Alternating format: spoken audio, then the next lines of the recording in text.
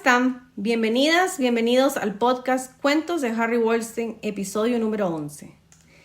Este es un espacio de tertulia en que compartimos con vos, leyéndoles en voz alta un cuento del autor Harry Wollstonecraft.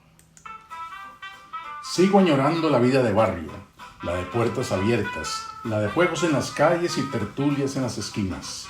Una vida libre, solidaria, generosa y democrática. El cuento que les narraremos hoy se titula El Coco. Tiene la particularidad de haber sido seleccionado por el podcast literario producido en España Abismos FM, audiolibros y relatos, en su sección Cuentos Fantásticos, capítulo 180, y haber sido llevado al aire por esa productora con sugestivos efectos especiales el 2 de mayo del 2023.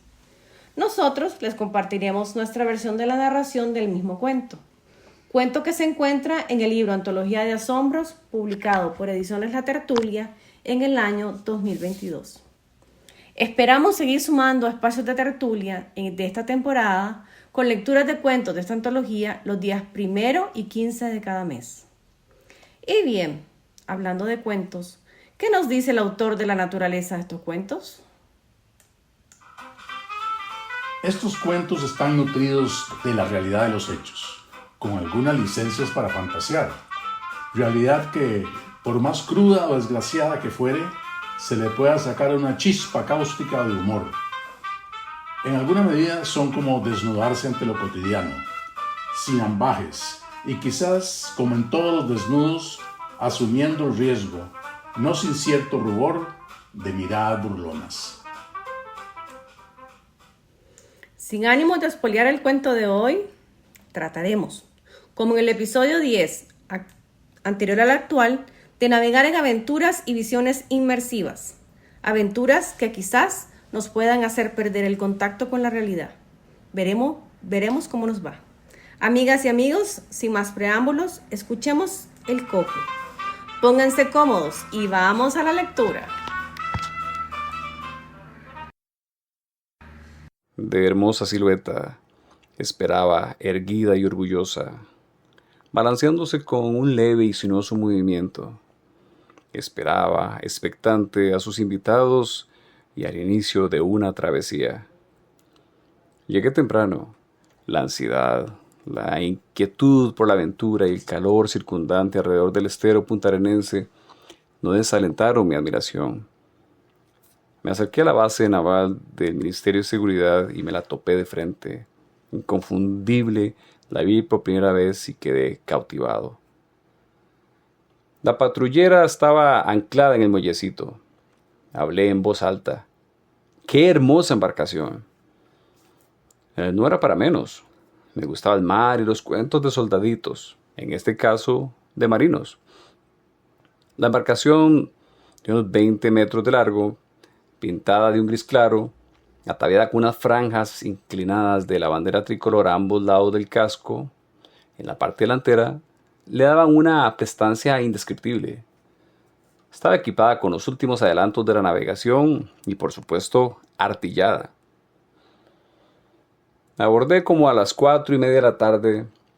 En total, con la tripulación, impecablemente uniformada de blanco, éramos 15 personas, incluyendo un médico y un capellán. El zarpe fue a las 5 en punto, anunciado con un pitazo grave, sombrío, estridente y prolongado, probablemente escuchado en todo Punta Arenas, marcando además el inicio oficial de la travesía.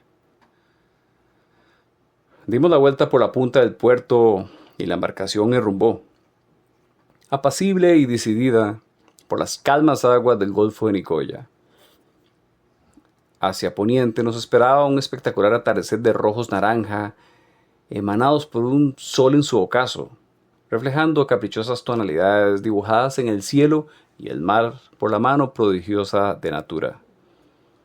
1 hora y media más tarde pasábamos por Cabo Blanco, en el codo de la península, último punto insular para, ahora sí, adentrarnos raudos en mar abierto. Nos quedaban por delante unas 15 horas y la ansiosa emoción de conocer los secretos de sitios recónditos, ignotos y misteriosos. Y cayó la noche, A las 8 sonó el tilín de una campana anunciando la cena. Nos acercamos al comedor justo a tiempo para escuchar al capitán de la patrullera. No podía pasar desapercibido por su monumental corpulencia, pero, para ser justos, también por su jovialidad y simpatía. Nos dio la bienvenida a bordo en un breve mensaje explicando el trayecto a seguir en algunas características del navío. Junto a él estaba el jefe del grupo expedicionario. Le llamaban Don JJ. Igual, no pasaba desapercibido por una barba canosa, larga y desordenada, casi profética.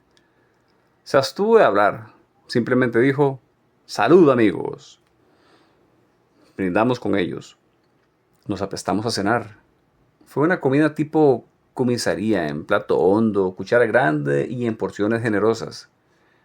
Los comensales respondimos con creces, pues para ese entonces el hambre espoleaba. Pasada la cena, la mayoría de la gente se dirigió al área común de camarotes, en la parte baja de la lancha, un área donde se ubicaban unas estrechas pero cómodas literas. Había en esa zona aire climatizado para hacer agradable la estancia y el sueño de la noche larga que se avecinaba. Yo me dirigía al puente de mando. Atendía una invitación personal del capitán para escuchar el funcionamiento más a detalle de la patrullera. Llegué curioso a la parte donde se gobierna la lancha, en la parte alta. Lo noté un tanto atareado y concentrado en los instrumentos. Preferí dejarlo para luego. Tiempo era lo que sobraba. La embarcación continuó rauda, ahora enfilada con rumbo suroeste y con un movimiento más acelerado. Salía cubierta, una brisa fresca acariciaba gentilmente mi rostro. La luna llena se mostraba esplendorosa, iluminando con su esplendor un horizonte inmenso, majestuoso, ignoto y sugestivamente enigmático. El mar lucía ligeramente agitado. «¡Hay un caos allá abajo!», alguien gritó. Bajé y había fila para entrar al baño. Aproveché para ir también. Al entrar me resbalé sin mayor consecuencia en un piso cubierto de un líquido espeso y viscoso. Mucha de la gente se enfermó y vomitaba frenéticamente. El espectáculo era horrible y terrible. «¡Llamen al médico!», se volvió a escuchar con estridencia. Algún problema con el manejo de los alimentos estaba haciendo estragos. No solo los afectados, sino porque hizo imposible la estancia en el área de camarotes. Un tufo fétido inundó el lugar. Aunque tuve la dicha de no afectarme del mal de estómago, aproveché para intentar descansar un poco en la litera. No pude, menos dormir. No solo por el olor nauseabundo, sino porque la embarcación empezó a moverse un poco más, al punto que, en una ocasión, me golpeé la cabeza contra la litera superior. Decidí regresar al puerto de mando. Quizás ahora, si tuviera mejor oportunidad para escuchar al capitán. Me acerqué, pero igual discutí ahora con cierta vehemencia con el timonel o piloto de la nave y el oficial de radiocomunicación. Los tres miraban fijamente al radar.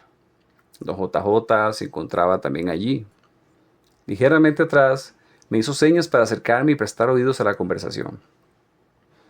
¿Y si movemos el rumbo en medio grado? ¿Y si reducimos la velocidad? ¿Y si nos regresamos? El radar mostraba una mancha oscura. Se avecinaba una tormenta. Lo que no mostraba era la dimensión y fortaleza. Por alguna razón desconocida, no informaba de esos datos. Habló el capitán. Desviarnos del rumbo es riesgoso. No sabemos por cuánto tiempo sería, qué tan distantes nos llevaría, y además podríamos comprometer las reservas de combustible. Regresarnos, no. Sin mayor explicación, dijo que ya llevábamos cerca de un tercio de la travesía. Hizo una pausa, ya lo había meditado y ordenó: «Le entraremos de frente». Y le entramos de frente. Eran como las 10 de la noche, empezó a llover copiosamente, La noche se llenó de relámpagos, las estrellas desaparecieron y aunque la luna aún brillaba, lo hacía temblorosa e inquieta. El mar ya venía picado y ahora se tornó ondulante, haciendo el avance más dificultoso. El ruido exterior provocado por vientos arremolinados y la fortaleza de la lluvia al caer era ensordecedor y punzante, haciendo del sonido de los motores una insignificancia. Se fue acrecentando la fuerza de la tormenta y con ella otras calamidades. El oficial de radio informó al capitán que la radio se averió. Estábamos incomunicados. Otro oficial avisó que el piloto automático de la embarcación colapsó. La gente se aglomeró en el puente de mando, hacinando el espacio por la imposibilidad de permanecer en el área de camarotes. En fin, la situación se salió de control. El joven piloto de la nave fue desplazado por el mismísimo capitán.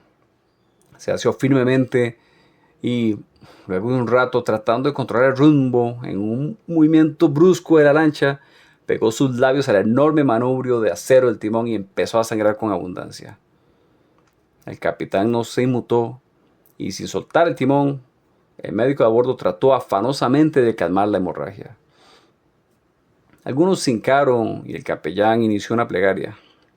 Sí, la cosa se salía de control. El chaparrón era bíblico.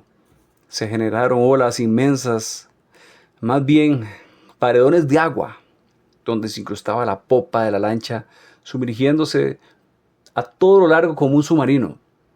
A ratos eran las olas desplazándose por encima, formando un techo de espumarajos y lanzas de agua, cayendo con violencia atrás, provocando con su impacto un súbito levantón adelante. Proa y popa jugando con rudeza al sub y baja. La lancha crujía de dolor y parecía partirse en 1000 pedazos. La rayería no cesaba y los relámpagos se incrustaron en el interior de mi cabeza, reflejando imágenes en las descomunales olas que yo miraba atónito, estupefacto, como en si se tratara de un enorme y vívido mural. Resplandecían figuras fantásticas, dragones, tritones y otras siluetas reptilescas con rostros humanoides. Arrojaban de sus ojos luces celestes, bloqueadas por una tela translúcida, dispersando una extraña y penetrante luminosidad. Brotaban fuego cobrizo de sus fauces, batiendo algunas de sus alas verdosas y otras mostrando sus pieles descarnadas. El techo de aguas desbordadas y furiosas cubría la nave. Era, sin duda, como la represalia por romper el fantasmagórico mural. Tuve miedo, un terrible miedo. Esa pintura fantástica de estilo espectral se alojó en mi mente agobiada por ese miedo. Un profundo miedo sepulcro. ¿Sería el final de mis días? En medio de mi desasosiego cerré los ojos exaltados y llorosos por el terror. Me asaltó una sensación de abatimiento, de derrota y expiración terminal. Las grotescas imágenes seguían acosándome con resplandores metálicos que inflamaron mis entrañas hasta caer. También, en el consuelo final, di una plegaria del adiós. El viento quejumbroso, los espectros malignos y la tempestad siguieron con la misma rudeza por varias horas. El terror, alojado en lo más recóndito de mi existencia, no cesó. De pronto, sentí que don JJ me sacudía el hombro. Casi inconsciente, reincorporé de poco a poco mi cordura. Aunque seguía lloviendo mucho, la fuerza de la tormenta amainó y era cerca de las 4 de la mañana. El cielo seguía con densos nubarrones, pero se traslucía un fijo y leve resplandor. Era una luna maltratada intentando recuperar su espacio. La lluvia se convirtió en garúa y los que pudimos salimos a cubierta casi a tientas. La embarcación tenía severos daños. Las bancas las había volado el viento y los barandales semidestruidos. Pero el aire fresco y la llovizna, refrescando el rostro, fueron un bálsamo para retomar el aliento. Tirados boca arriba, permanecimos como fantasmas pétreos, sin decir palabra por un buen rato, hasta que fue aclarando el entorno ligeramente. Era la inminencia del amanecer. Seguimos igual, estáticos, ya con la luz del día. La escena era como de una familia de cocodrilos apiñados buscando el calor matutino. Una espesa neblina bañada por el sol fue apareciendo. Lentamente se fueron disolviendo en jirones los ropajes de los espectros y, lo más vital, arrojando el miedo por la borda. Pasada las 9 de la mañana, las brumas y el sol terminaron de desdibujar la pintura nocturnal, diluyéndose, sin dejar rastro, en la pastedad marina y descargados los resabios de mis miedos. La espesura amarillenta de la bruma no fue suficiente obstáculo para divisar hacia la lontananza, en un horizonte aún incierto, una tenue y muy leve silueta. Una especie de nube dibujada en tonalidad cetrina y de formas caprichosas, semejando a un cíclope gigante recostado en el firmamento. Este nuevo trance estaba en camino a despertar la ansiedad de mis maltrechas entrañas. La desazón volvió a inquietarme. Medité un instante sobre el terror. Concluí, no es exclusivo de las noches y de la oscuridad. Es, antes bien, como fuerza temporal e inesperada. Hice un esfuerzo para recapacitar e instalar la cordura. Me insuflé de un asomo de optimismo en mi entendimiento de la nueva realidad. ¿No será un mitológico gigante protector? ¿Un salvador? ¿Un golem? Mi asombro ante lo inexplicable e ignoto fue interrumpido de pronto, finalmente, por un grito inmenso que retumbó en todo el espacio. ¡Tierra a la vista! Suspiré profundo y miré expectante hacia el frente. Y, para mis adentros, exclamé, con dejo de alivio, la isla del Coco.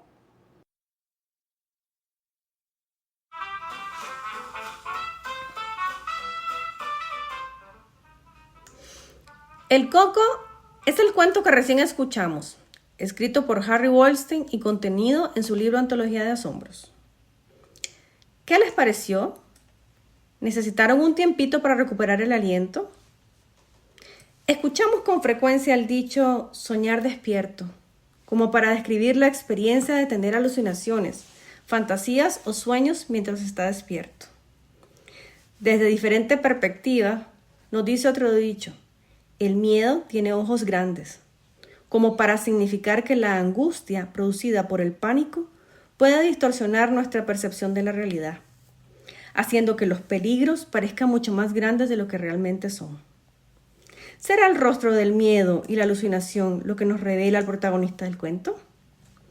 ¿O será que lo que percibimos en él es como si estuviera escondiéndose tras una columna, desde donde se ve todo lo que ocurre, pero sin dejarse atrapar? Nos quedará el misterio. Lo que sí nos parece cierto es que el misterio es una sensación viva de la realidad y que muchas veces el misterio se nos puede presentar como resultado de la fantasmagoría y la alucinación. Y estas a su vez, la fantasmagoría y la alucinación, caminando de la mano del miedo, del espanto y de la ansiedad. Pues bien, ahí les quedan esas interrogantes. Tus comentarios son más que bienvenidos, los valoramos muchísimo. Tu apoyo, sin duda, nos ayuda mucho a crecer. Puedes escribirnos a harrygoldstein@gmail.com y seguirnos en las redes sociales y podcasts más conocidos. Recordemos que lo importante es rescatar la chispa que nos permite maravillarnos ante el mundo que nos rodea. Y lo más importante, sin poner límites a nuestra capacidad de asombro. Este podcast, titulado Cuentos de Harry Goldstein, fue producido en Santana, Costa Rica, por Ediciones La Tertulia y contó con la valiosa colaboración de Marcela Celedón e Israel Flores. Vamos cerrando este episodio, no sin antes agradecerles muchísimo por seguirnos, por seguir tertuliando con nosotros. Como dijimos al inicio, transmitimos los podcasts los días 1 y 15 de cada mes.